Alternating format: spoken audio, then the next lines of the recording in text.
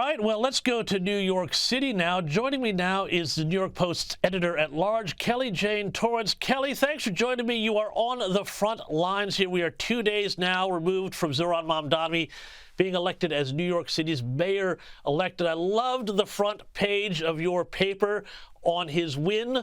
On your marks, get set, Zoe. Socialist Mamdani wins the race for the Red Apple. Kelly Jane Torrance, is it really going to be as bad as all that?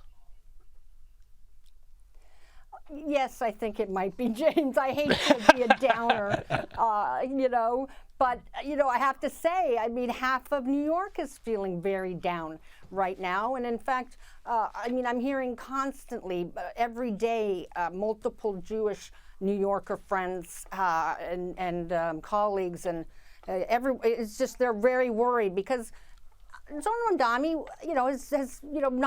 he refused to denounce globalizing intifada, which is basically an anti-Semitic slogan about, murdering Israelis. And so they are worried, not just him and what he'll do, but what he might unleash. There's going to be, since October 7th, we've seen anti-Semitism in the city skyrocket, and it shocked me. It really did, James. And we're going to, that was after Israel suffered this massacre.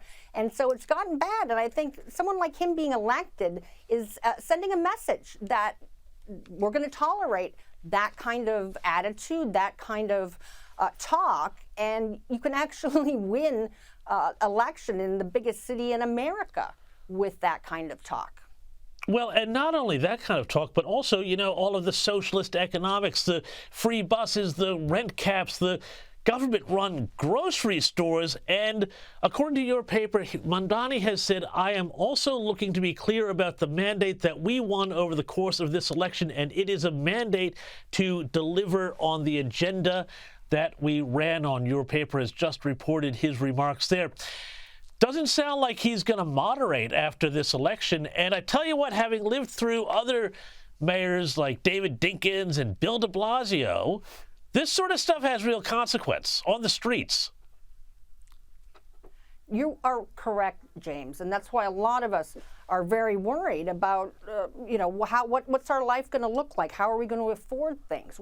How safe are we going to feel? And in fact, when he gave his victory speech, he actually sounded even less moderate than he did on the campaign trail, and I wasn't sure that was possible, James. It's incredible. It's amazing. I was talking to, people, at events, parties in Brooklyn, that kind of thing. And, I was in Brooklyn the weekend after the Democratic primary, and one woman there who was, I'd say in her 50s, very educated, said she voted for him. And when asked why, because everybody else was a little surprised, she said, well, he has fresh ideas. No, he does not have fresh ideas, as you know, James. These ideas are a century old, and they've failed every single place they've been tried.